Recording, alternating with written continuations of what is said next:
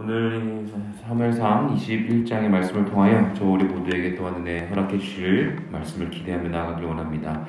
다윗이 이제 도망가게 되어지죠. 이제 요나단의 이야기, 요나단이 어떻게 보면 사울과 함께 사울의 마음을 확인하고 다윗을 죽이기로 결정했다는 것을 알게 되어집니다. 그래서 서로 눈물을 흘리며 서로의 앞길을 축복하며 헤어지는 장면이 20장에 기록되어져 있었습니다. 그리고 오늘의 말씀에는 다윗이 몸을 피하여서 다윗이 노베 가서 제사장 아히멜렉에게 이르렀다라고 기록이 되어 있습니다.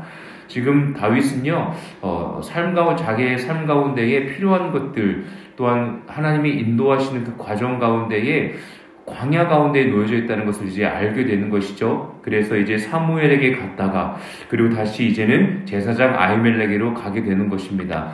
아마도 도움이 필요했고 도움의 손길이 필요했기에 제사장에게 가지 않았나라고 추측할 수가 있습니다. 그런데 오히려 아히멜렉은 다윗을 영접하는데 이제 떨며 다윗을 영접하게 되어집니다. 떨며 영접하는 이유가 무엇이었을까요? 다윗이 아마 사울과의 관계가 좋지 않았다는 것을 아마 많은 사람들이 알고 있었을 것입니다. 왜냐하면 분명히 사람들이 보는 곳 앞에서 사울이 창을 들어서 다윗을 향하여서 던지지 않았습니까? 다윗을 죽이려고 하는 그 계략에 대해서 많은 사람들은 다 알고 있었을 겁니다. 그 소문이 그냥 그 사울 주변에 있는 사람들만 아는 것이 아니라 아마 많은 곳에 퍼졌을 것입니다. 그런데 다윗이 홀로 왔습니다. 아니나 다를까 아히멜렉이 이렇게 묻죠. 어찌하여 내가 홀로 있고 함께하는 자가 아무도 없느냐 하니? 라고 1절에 기록하고 있습니다. 그러니까 다윗이 지금 몸을 피하여서 아히멜렉에게 왔을 때 이상하게 여긴 것 아니겠습니까? 분명히 다윗이라면 하인들, 부하들을 데리고 분명히 다녀야 할 터인데 지금 홀로 왔습니다. 그리고 어제 말씀에도 기록되어 있었지만 이제 그 에셀 바위에 숨어서 3일 동안 이제 요나단이 어떻게 이야기를 할지를 기다리지 않습니까?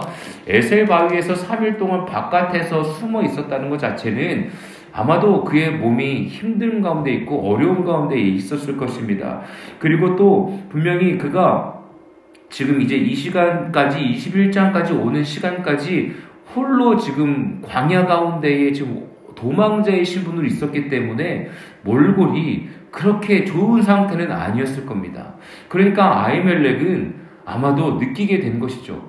무슨 문제가 있나 보다 라며 두려워하고 있었던 것입니다. 그래서 다윗이 그에게 거짓말을 하기 시작합니다. 사울 왕이 나에게 다른 일을 허락해 주셨다. 그래서 내가 그 일을 감당하고 있고 나의 하인들은 다른 곳에 지금 거하고 있다라고 이야기합니다. 그러면서 아히멜렉에게 이제 본격적으로 요구를 하고 있습니다.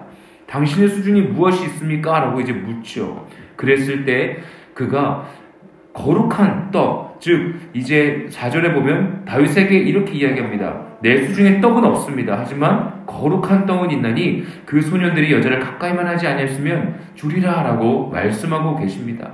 지금 이 거룩한 떡은 6절에 보면 거기는 진설병 곧 여호와 앞에서 물려낸 떡밖에 없었습니다. 이 떡은 더운 떡을 드리는 날에 물려낸 것이더라 라고 기록되어 있습니다.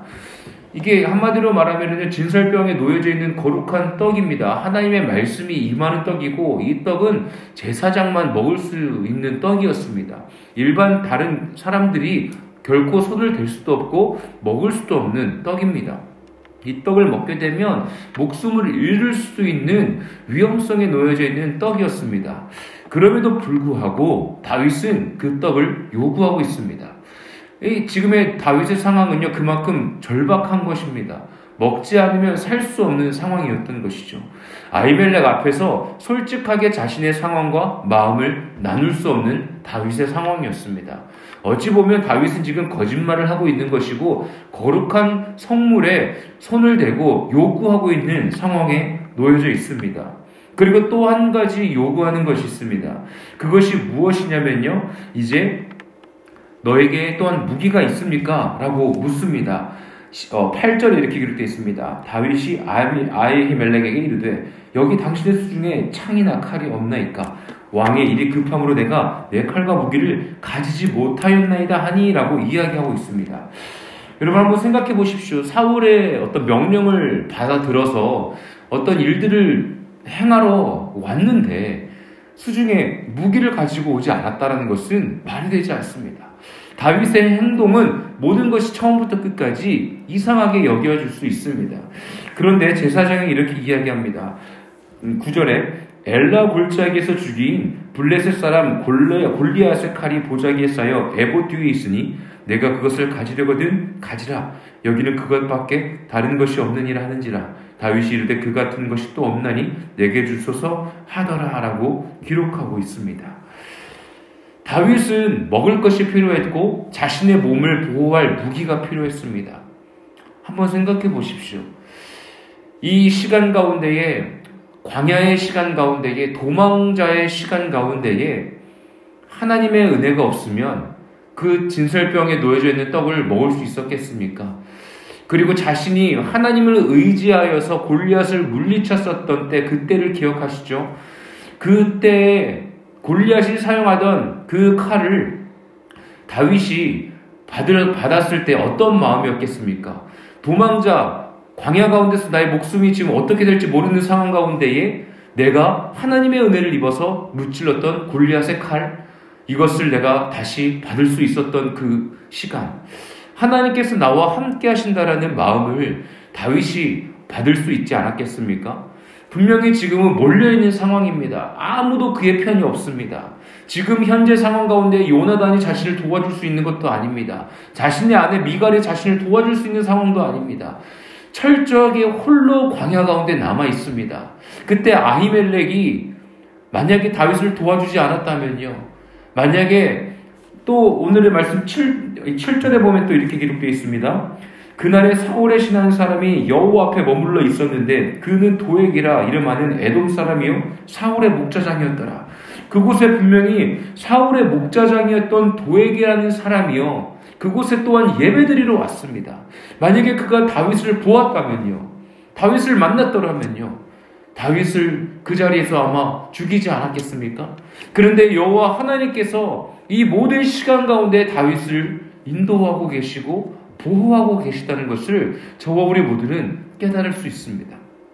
이 이후에 이 도액이라는 사람이 사울의 이야기를 듣고 다윗이 어느 곳에 있는지 이제 제보하게 되어지고 앞으로 다윗의 삶은 더욱더 힘들고 고통스러운 어려움 가운데에 놓여지게 되어집니다.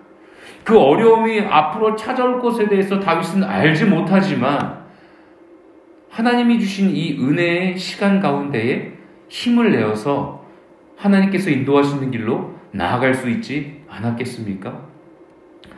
사랑하는 저와 우리 모든 성도님들의 삶 속에요, 이해되지 아니하는 순간과 광야와 같은 시간과 아픈 시간들이 찾아올 때가 있지 않습니까?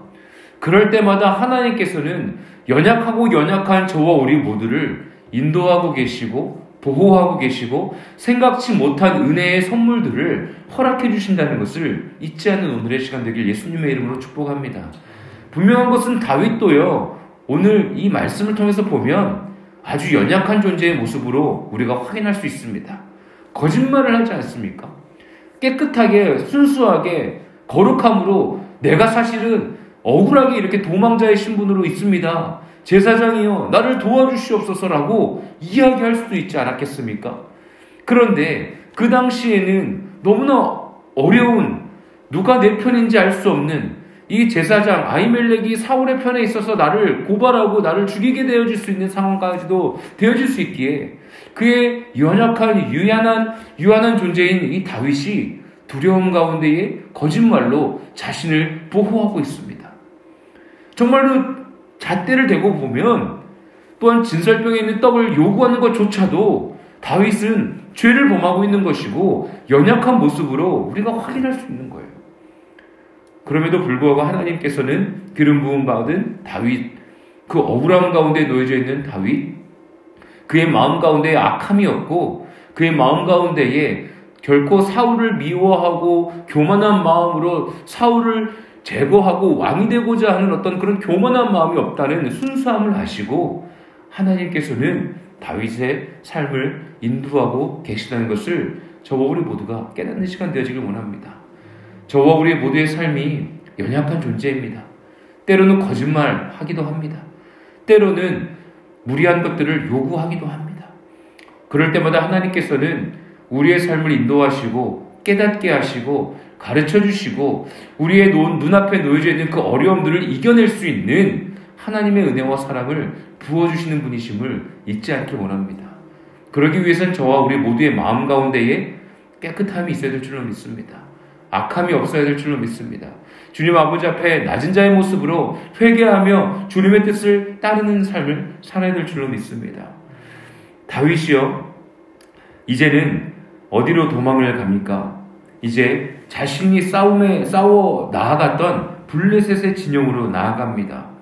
10절에 이렇게 기록되어 있습니다. 그날에 다윗이 사울을 두려워하여 일어나 도망하여 가드왕 아기스에게로 가니, 자신이 전쟁하였던 그 진영으로 아예 들어가는 겁니다.